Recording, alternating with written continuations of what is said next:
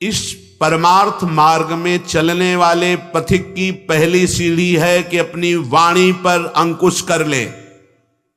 वांग निरोधो योगस्य प्रथमम द्वारम, मौन का आश्रय ले लो। ज्यादा बोलने का अभ्यास ही नहीं होना चाहिए। बड़े अपराध बन जाते हैं, निंदा स्तुति बन जाती है, दोष दर्शन होने लगता है, वो साधक गिर जाता है। मौन का स्वभाव बनाना चाहिए। जड़ मौन यहां वृंदावन में ठीक नहीं। यहां हम राधा राधा बोलेंगे, प्रभु की चर्चा बोलेंगे, कोई प्रश्न करेगा तो जो शास्त्र सम्मत बात है उत्तर देंगे, नहीं तो मौन रहेंगे। प्रपंच की तरफ से पूर्ण मौन होना चाहिए। आपको पहली बार कोई खड़ा करके बात कर रहा है, समझ में आया किससे बात करना, प्रभु को भूल जाना है, अगली बार से वो कहेगा राधे राधे, उत्तर नहीं देना। श्री हरिवंश, उत्तर नहीं देना। अंदर से श्री हरिवंश बोले, चल दिए। हमें किसी से क्या लेना देना। हम किसी का अहित नहीं करेंगे, अमंगल नहीं करेंगे, हम किसी पर दोष दर्शन नहीं करेंगे, पर हम अपनी वृत्ति को भगवदाकार करने आए हैं। ये नहीं कि कोई हमसे बोले तो हम बोलना जरूरी है, नहीं। कोई प्रश्न करे तो बोलना जरूरी नहीं। उपासक हो, आप कृपा करें तो बात कर ले, ना चाहे तो बिल्कुल आपके ऊपर कोई शासन नहीं कि आपको बात करना ही पड़ेगा, ऐसा सिद्धांत नहीं है। योगस्य प्रथमम द्वारम वांग निरोधो, सबसे पहली साधना है वाणी को रोक ले। बोलने से बहुत शक्ति नष्ट हो जाती है। जैसे हम भगवत चर्चा करें तो इससे शक्ति बढ़ती है, लेकिन प्रपंच की वार्ता करने से वाणी की शक्ति नष्ट हो जाती है। जब आपकी जबान अपवित्र हो गई तो नाम कैसे चलेगा। जब वाणी अपवित्र है तो आपके अंदर शास्त्री कैसे शब्दों का भाव आ पाएगा, नहीं आ पाएगा। महावाक्यार्थस्य विचारिताम, आप नहीं विचार करने की क्षमता वाले रहेंगे। यदि आपने व्यर्थ की बातें शुरू कर दी, अश्लील भाषण बोलते, गंदी भाषा बोलते, तो आप में कभी विचार शक्ति ही नहीं रह जाएगी कि आप शास्त्रों के, संतों के वाक्यों का मनन करने की सामर्थ्य रखें। खो देंगे सामर्थ्य। बहुत अमृतमय वचन निकलते हैं मौन वाणी को पावन रखने वालों के, एकदम शहद में डूबे हुए वचन। इसलिए वाणी पर अंकुश कीजिए। जरूरत हो तो बोलिए, नहीं तो मौन। श्री जी का जस गाइए, नाम कीर्तन कीजिए, इसके अलावा मौन रहिए। इन नियम ले लीजिए। जब आए हो भगवत प्राप्ति के लिए तो काहे को बख्शो। इन इंद्रियों को सीधे अनुशासन में लीजिए ना। आपका स्वरूप इंद्रियां थोड़ी है, आप इनके संचालक हैं। आपकी सामर्थ्य से सामर्थ्यवान होकर आपको बांधे हुए हैं, आप इनको बांधिए। बहुत हो गई स्वतंत्रता इन दुष्टों की।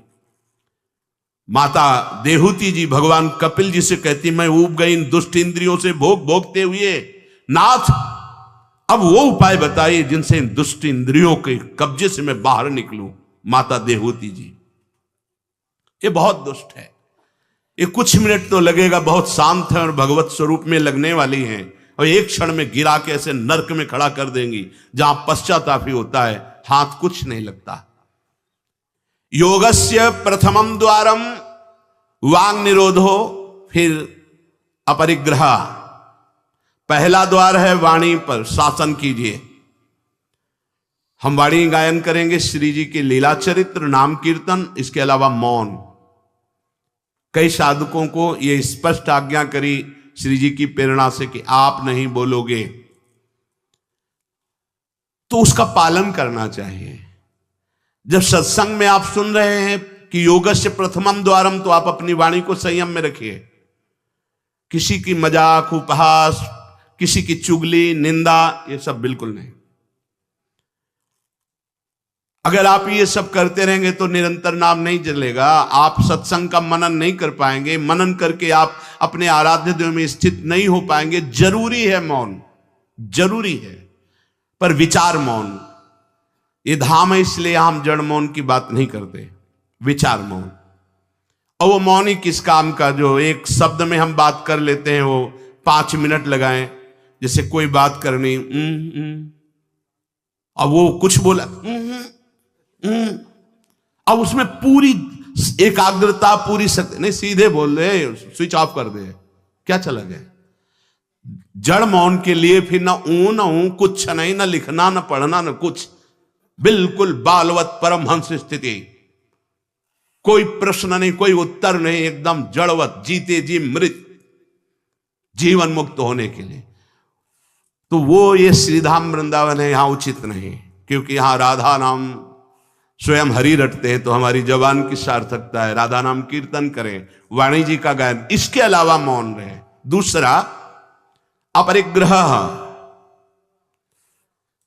उतना ही स्वीकार कीजिए जिससे आपकी जीवन यात्रा चलती, इसके बाद नहीं। एक भी वस्तु एक्स्ट्रा आपके पास नहीं होनी चाहिए। क्यों होनी चाहिए? जब रोज का रोज श्री जी दे रही तो तुम्हें एकत्रित करने की जरूरत क्या है? आपको जो दिनचर्या में चाहिए बस उतना ही, इसके आगे नहीं। एक भी कंबल एक्स्ट्रा नहीं रखना होना चाहिए, एक भी वस्त्र नहीं एक्स्ट्रा नहीं होना चाहिए। जो हमारी दिनचर्या में आ रहे हैं कि 2 कॉपिन, 2 मार्किन, बनियान, स्वेटर, 1 कंबल या 2 कंबल, जिससे आपकी दिनचर्या कट रही, बस इसके अलावा आपके पास कुछ नहीं। आपकी जो दिनचर्या है, वो दिनचर्या जो प्रभु दिए हुए हैं शरीर पालन पोषण के लिए, शरीर के लिए उतनी आवश्यक है। अगर सही दिनचर्या करनी तो राइट टाइम पे आपका पहले कंबल हटना चाहिए। समय कंबल फेंक दिया दूर, अब अपनी दिनचर्या में लग जाओ। काहे को शरीर को इतना दुलार करके बबुआ बनाए हुए हो, कान के कंटूप ऐसे बांधे, मुंह में ऐसे बांधे, ऐसे क्या होना है इसको? ये जड़ शरीर है, जितना प्यार करोगे उतना ही परेशान करेगा ये। हाँ, इसको ज्यादा नहीं, आहार दे दिया, संयम नियम से स्नान ध्यान पूजा पाठ, हर समय भगवत चिंतन, ये जड़ है, अभ्यास है। यहां कौन बांधता है कुछ? 12 महीना झेलता है नहीं मस्तक का, ये सब कौन बांधता है? ऐसे अभ्यास, चलो इतने कमजोर अभ्यास के हैं तो जितना उचित वस्त्र उतना पहन लिया। अब ये नहीं कि सोमवार को हरा, मंगल को नीला और बृहस्पति को पीला, और अलग अलग दिन के अलग अलग स्वेटर, अलग अलग दिन के अलग अलग। भैया ये विलासिता नहीं। भगवत प्राप्ति करनी तो एक स्वेटर में 10-5 साल तो कट ही जाएंगे, दूसरा हम क्यों लें? एक जीपर मिल गया, उससे शरीर ढक लिया, 10-5 साल चलेगा, 2-3 महीने पहनने को होता है। हर साल नया तो भाई हमें क्या कार, हमें कहीं जाना है क्या पार्टी में? हमारी यही पार्टी, बाबा जी की पार्टी, भगवत मार्ग के पथिक है। उचित उचित बिल्कुल नहीं से बहुत, वो इसको दुलार करने का मतलब है अपना पतन करना। सच्ची मान लीजिए, इसका पतन करना। वयोवृद्ध है, रोगी शरीर, वो अलग बात है, थोड़ा तो आनंद लीजिए प्रकृति का वार सहने का। अगर शरीर रुग्ण नहीं है, जवान शरीर हो, ब्रह्मचारी हो, आग है अंदर, सहो हर प्रकृति के वार को, गर्मी सर्दी बरसात भूख प्यास, सच्चिदानंद में स्थित हो जाओ, तुम्हारा बाल बांका भी कोई नहीं कर सकता। अब मार दिन में 50 बार शीशा देखना, अब वो फंसाएगा कि नहीं फंसाएगा? चेहरा फंसाएगा ना। तिलक के सिवा दोबारा शीशा नहीं देखना चाहिए। इस देहाभिमान के राग को काटना कि पुष्ट करना है? जय बार निकले तय बार देख करके हर सेटिंग किसको दिखा रहे हो यार? क्या तुम किसी को लुभायमान करना चाहते हो क्या? हरि को? तुम्हारे इस पार्थिव शरीर पे लुभायमान होने वाले नहीं, और जो लुभायमान होगा तुमको नष्ट कर देगा। तो हमें इसको बिगाड़ के रखना है, इसको सजा के नहीं, भगवत प्रसादी आदि लगाए। हमारा देहाभिमान बार बार हमको गिराने की कोशिश करेगा। ये हम जो हंसी मजाक में भी कह रहे, इसको अच्छे से समझना। ये जो 2 प्रकार की पद्धति रखी गई है कि आप मुंडन करवा के रखिए क्योंकि आपके बालों से शोभा बढ़ेगी, और आप बाल रखा के रखिए क्योंकि आपकी शोभा बिगड़नी चाहिए। रज लगा के रखिए कि आपको ही आपके शरीर में राग न रह जाए। बात यहां ये, यहां किसी के दिखाने के लिए नहीं है, आपके शरीर में आपको राग न रह जाए।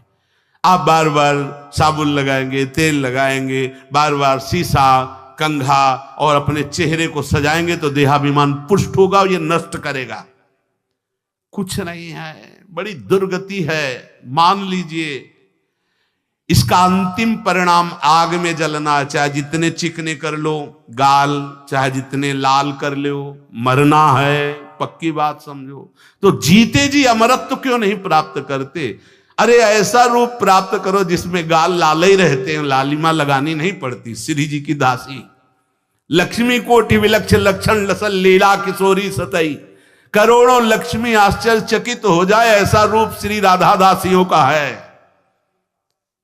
गीध देह तज धरि हरि रूपा, गीध ने शरीर त्यागा, हरि रूप होकर धाम जा रहा है। बाहरी लाली लगाने से थोड़ी हरि मिल जाएंगे, बाहरी श्रृंगार से थोड़ी हरि मिल जाएंगे।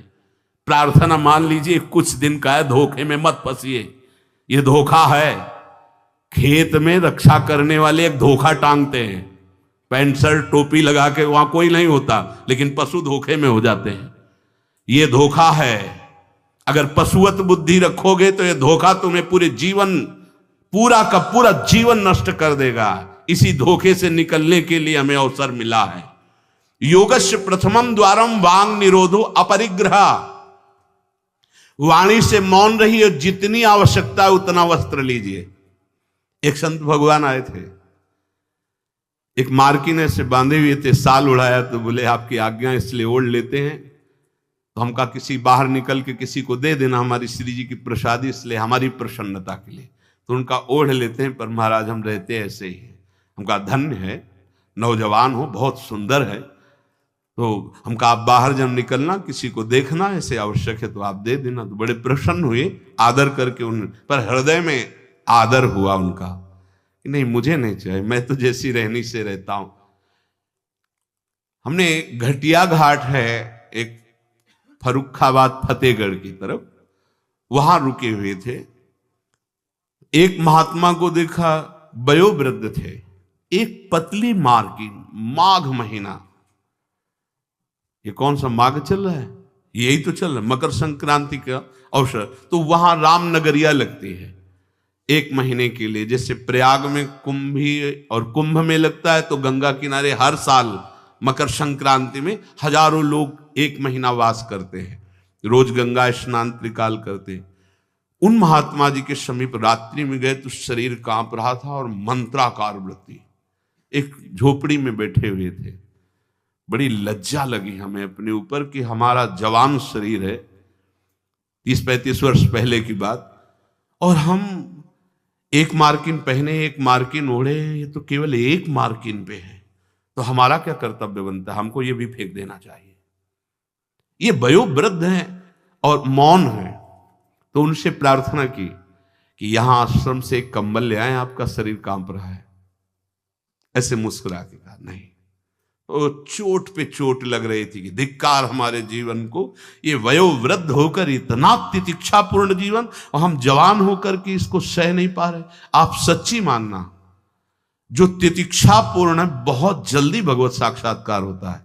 भगवान आदेश करते तास तितिक्षस्व भारत। आज हम केवल शरीर दुलार में अपने समय को नष्ट करते हैं, शरीर पोषण में। भाई देखो, ये छोटी छोटी बातें आपको देखने में लगती होंगी बड़ी बात है, यही आपको आपके आराध्य देव से विलग किए हुए हैं। महीना भर आप केवल ऐसे आहार करके देखिए कि जिसे तुम्हारा मन कहता अच्छा उसको हटा दीजिए। आज थोड़ा त्याग मत वर्णन कीजिए, आज थोड़ा हमारे उदर में परेशानी है तो हमें केवल आप रोटी और सब्जी दीजिए। महीना भर केवल रोटी सब्जी उचित। आप देखो, अगर आपके अंदर का रजोगुण तमोगुण नष्ट ना हो जाए तो कहना आपके अंदर सात्विक भाव आ जाएगा, मंत्र में स्थिति होने लगेगी।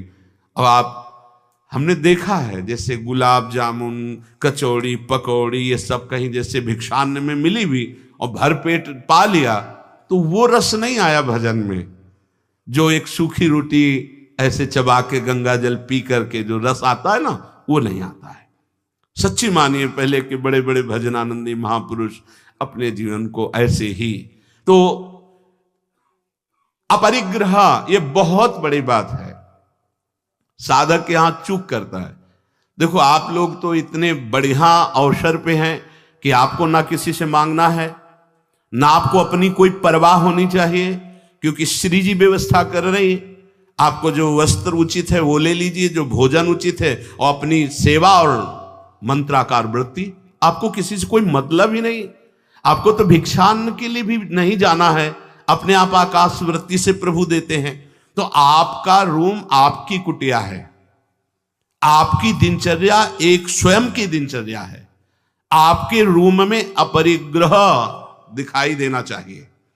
बिछाने का, एक ओढ़ने का, जो आप जितना सहन कर सकते हैं उतना। अगर आप एक कंबल से रात काट सकते हैं तो दूसरी मत डालिए, चाहे 10,000 रखे हो, आपको क्या मतलब है? पूरी सृष्टि में सब भोग सामग्री आपके लिए है क्या?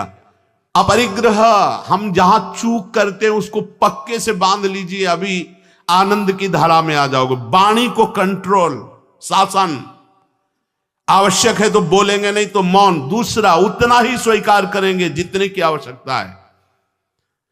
भगवदानुभूति के लिए एक बार तो आग लगनी चाहिए जीवन में, कि जीवन मृत तुल्य होना चाहिए।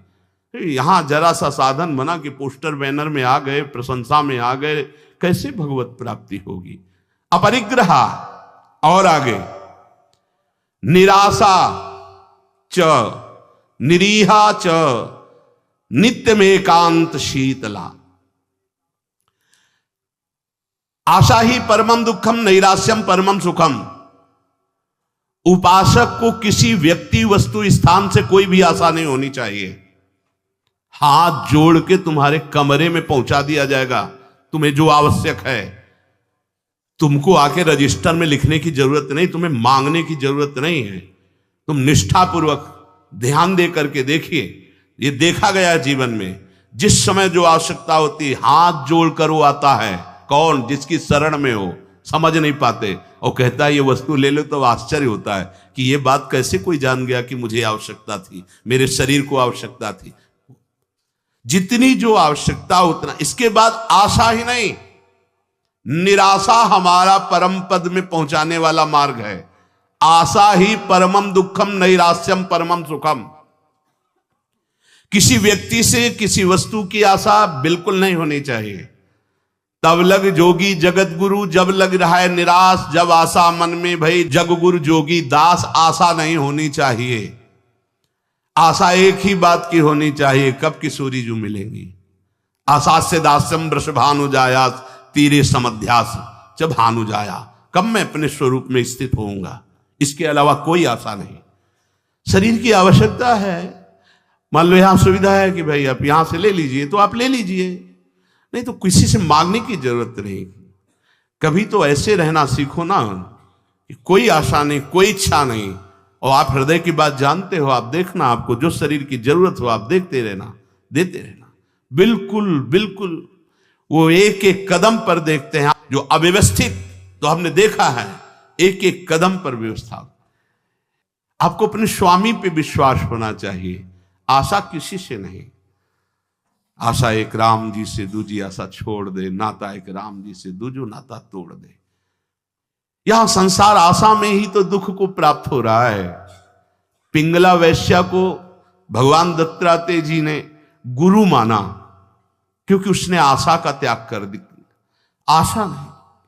अब मैं पुरुषों से आशा करती थी, अब परम पुरुष से आशा करूंगी, अपने आत्मस्वरूप से। आप किसी की जरूरत नहीं, मैं किसी से रमण की आशा नहीं करूंगी, एकमात्र अपने आत्मस्वरूप। उसी समय उसको गुरु मान लिया। पहला, वाणी का मौन, उचित बोलो। दूसरा, सामान उतनी रखो जितनी आवश्यकता हो। तीसरा, किसी से आशा मत रखो। चौथा, निरीह, किसी भी तरह की लोक परलोक की कोई कामना नहीं। बड़ा आनंद। अभी देखो, जीवन मुक्त हो जाओगे।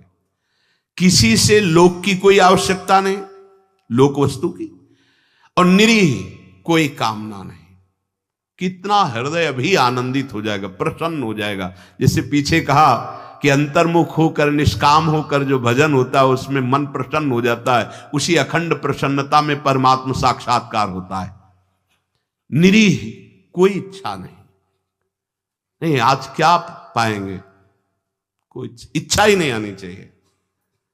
कुछ स्पेशल प्रार्थना होती, कुछ स्पेशल तो राधा नाम है, राधा रूप है, वो आप दे सकते हो तो दे दीजिए, नहीं वो तो नहीं, तो फिर और स्पेशल क्या हो सकता है? ये तो सब पार है संसार के। ये साधक, उपासक, चाहे गृहस्थ हो चाहे विरक्त, एक निष्ठा होनी चाहिए, एक निष्ठा। एक नए साधक को हमने देखा कि कपड़ा ऊपर से पड़ा था और गमछा पेट में बंधा था। जब प्रसाद पाने के लिए बैठे, किसी जगह हम रहते थे, वो आए थे मंडली से, हम संतों पर बहुत सूक्ष्म दृष्टि, उनके व्यवहार, उनके आचरण से, क्योंकि सब कुछ सीखने को मिलता है, तो देखा कि खींच के पेट में गमछे से गांठ बंधी थी जब वो प्रसाद को बैठे, और पहले नहीं बंधी थी। तो उनके नजदीक गए और कहा, महाराज जी इसका क्या रहस्य, आप गमछा बांधे?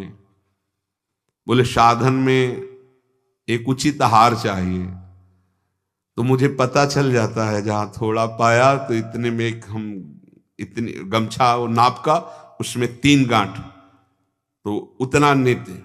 बोले कभी ज्यादा आहार नहीं, यद्यपि ये प्रथम साधना के लिए ऐसा है, नहीं तो एक सामने से आहार का निश्चय किया जाता है, इतना आहार, फिर चाहे कितना अमृत हो उसके ऊपर नहीं होना चाहिए। साधु को बार बार नहीं लेना चाहिए। ये जो नहीं पूड़ी पूड़ी, बोले हाँ डालो, खीर हाँ 4 पूड़ी रख दो, इतने सब्जी रख दो, दोबारा आप पूछिएगा किसी से, हमारे से पूछने की जरूरत नहीं। ऐसी दिनचर्या नहीं, गरम गरम भैया, गरम और नरम दोनों से मतलब नहीं। महापुरुषों ने देखो, एक बार उड़िया बाबा प्रसाद पवा रहे थे स्वयं खड़े होके, तो 2 प्रकार की पूड़ी बनवाई थी, एक पतली और पकी हुई, और एक मोटी लंबी कच्ची। पकी हुई नीचे रख दिया और कच्ची वाली ऊपर रख दिया, और आप खड़े हो गए ऐसे, सब नवीन साधक ऐसे पारे।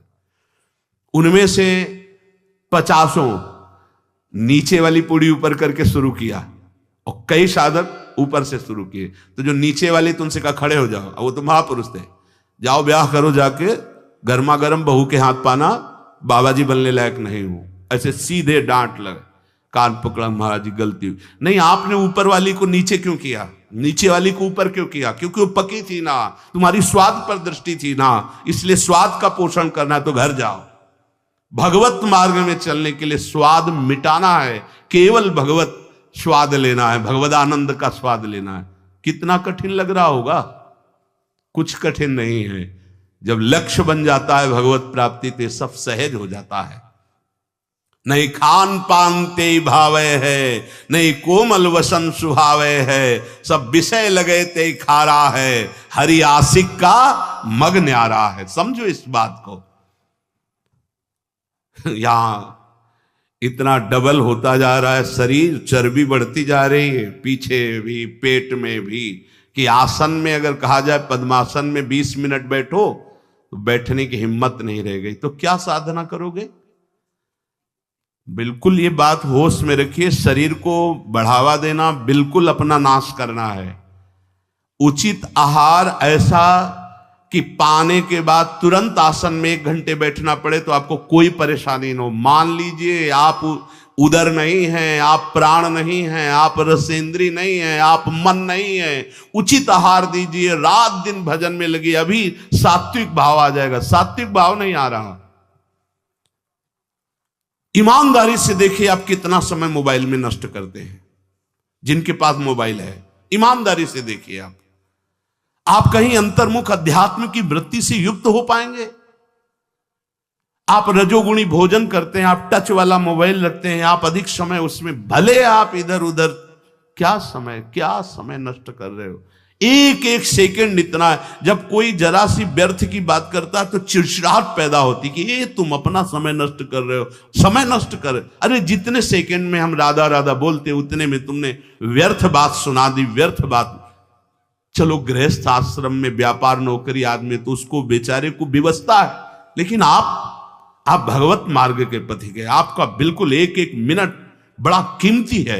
एक एक मिनट जगत मंगल के लिए है। हम 1 मिनट में 10 बार 20 बार नाम लेंगे और वो नाम जगत को देंगे कि जगत का मंगल हो, तो हमारी साधुता सुरक्षित हो गई।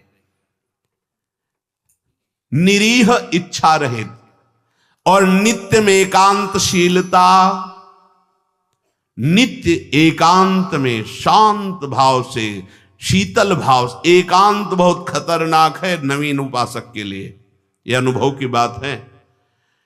जहां आप अपने कमरे में जाएं तो समाज से ज्यादा सावधान हो जाएं। पक्की बात कह रहा हूं। समाज में तो बहुत शालीन गंभीर स्वभाव अपने को रखना ही पड़ेगा, क्योंकि हजारों की दृष्टि है। एकांत में किसी की दृष्टि नहीं है, उसकी दृष्टि है जिसके लिए आप बाबा जी बने हो या जिसके लिए आप भगत बने हो। अब एकांत आपका कहां जा रहा है वो खुद देख रहा है। जो शास्त्र शीर्षा पुरखाहा सहस्राक्षा सहस्त्रपात, वो प्रभु देख रहा है कि तुम्हारी एकांत में प्रिय वस्तु क्या है। मोबाइल, सांसारिक नौटंकी नाटक, या विषय चिंतन, या विषय क्रिया, वो देख रहा है। और अगर आप एकांत में शास्त्र स्वाध्याय कर रहे हैं, नाम जप कर रहे हैं प्रभु के लिए, तो वो देख रहा है, वो भी देख रहा है। इसलिए प्रार्थना है नित्य में एकांतशीलता। आपका स्वभाव एकांत में बहुत ही सावधानी पूर्वक समय कटने वाला हो। एकांत साधु का सही तो परमार्थिक। कैमरे के आगे तो सब सही बोलेंगे, सही देखना होगा, सही हरकत में रहना होगा। एकांतिक आपकी हरकत क्या है, एकांत में आपका चिंतन क्या है, यही खास बात होगी। दो मुखड़े होते हैं, एक होता है सामाजिक, एक होता है एकांतिक। सामाजिक से भी एकांतिक सावधान साधु का मुखड़ा होता है। असाधु का समाज में बहुत बढ़िया और पीछे कुछ और होता है। हर एक व्यक्ति की बुद्धि में दो बुद्धि होती है, एक होती सुमति, एक होती कुमति। एक होती दैवी संपदा को वर्धन करने वाली सुमत, एक राक्षसी संपदा को। अर्थात कुछ ऐसे मुखड़े होते हैं जिनका एक मुखड़ा तो देवता होता है, दूसरा राक्षस होता है। अगर एकांत में तुम्हारा चिंतन, तुम्हारा आचरण, तुम्हारा विचार, तुम्हारी क्रियाएं कुमति के द्वारा हो रही हैं, तो सामने देवता बनोगे और पीछे राक्षस बनोगे। ये दुमुही चाल भगवत प्राप्ति के लिए बहुत बाधक बात है। जो तुम्हारा एकांत वही समाज, जो समाज वही एकांत। हम इष्ट और गुरुदेव के सीसी कैमरे में हर समय रहते हैं। हमारा इष्ट और गुरुदेव हर समय मुझे देख रहा है। दरवाजा बंद करने पर हम एकांत नहीं हो गए, वो गुरुदेव की दृष्टि है, हमारे आराध्य देव की दृष्टि। हमें पहले सोचना चाहिए, कुछ करने के पहले, कुछ देखने के पहले, कुछ सोचने के पहले, कि अंतर और बाहर दोनों जगह मेरे गुरुदेव सुन रहे हैं, देख रहे हैं, मेरे आराध्य देव सुन रहे हैं, देख रहे हैं। इसलिए नित्य में एकांतशीलता, एकांत में बहुत शीलवान, धैर्यवान, विनम्रता पूर्वक अपने मन को समझा करके केवल प्रियालाल में लगाना। एकांत स्थितिरिंद्रियो परमणे हेतुर्दमश्चेतसः संरोधे करणम समेनो विलयम यायादहम वासना। एकांत में रह करके बढ़ी हुई इंद्रियों के वेग का दमन करता है साधक, क्योंकि एकांत में इंद्रियां बहुत प्रबल हो जाती है। मन, इंद्रियां, खास जिस समय आप शयन करने जाते हैं उस समय बहुत सावधान। जब तक नींद ना आवे तब तक माला चलना चाहिए। उस समय मन के चक्कर में मत पड़ना, ये अनुभव की बात कहते हैं। जब तक आपको नींद ना आवे तब तक बैठ जाइए, माला चलाना शुरू कर दीजिए। शयन के समय खास, जिस समय आप अपने कक्ष में गए शयन करने, मोबाइल हो तो सबसे पहले कमरा बंद करने के पहले स्विच ऑफ करो, उसको बंद करो मोबाइल को। प्रार्थना मान लेना, अगर प्रार्थना मान लोगे तो प्रार्थना करने योग्य हो जाओगे। गेट बंद होने के पहले स्विच बंद होना चाहिए मोबाइल का। अब अपने कमरे में शयन के लिए गए हैं तो माला हाथ में लेकर बैठ जाओ। जब नींद आने लगे तो और धन्यवाद है कि माला छाती से लगा हुआ सो गए, धन्यवाद। अगर ऐसा नहीं है तो नींद आ गई है तो माला विराजमान किया, बिल्कुल नींद में जा रहे हैं, अब चले गए। थोड़ा भी समय इसको मनन करने का मत दीजिए उस समय, नहीं तो ये दिन भर साधन में लगाया गया है, उस समय कोई असाधन सोचवा देगा या करवा देगा। बहुत ये पॉइंट की बात है, समझ लेना आप। ये देखा गया है हृदय में, उसी बात को कहा गया जब साधन काल में देखा गया है, हृदय में देखा गया कि फिर मन उस समय मतवाला होता है कि अब तो पूरे दिन हम साधन ही तो की, तो 5 मिनट की मुझे छूट दे दो। लेकिन नहीं, उस समय कठोरता पूर्वक इसको साधन में और जब नींद आ गई तो शयन करो, जब उठे तो फिर वैसी दिनचर्या प्रारंभ कर दी।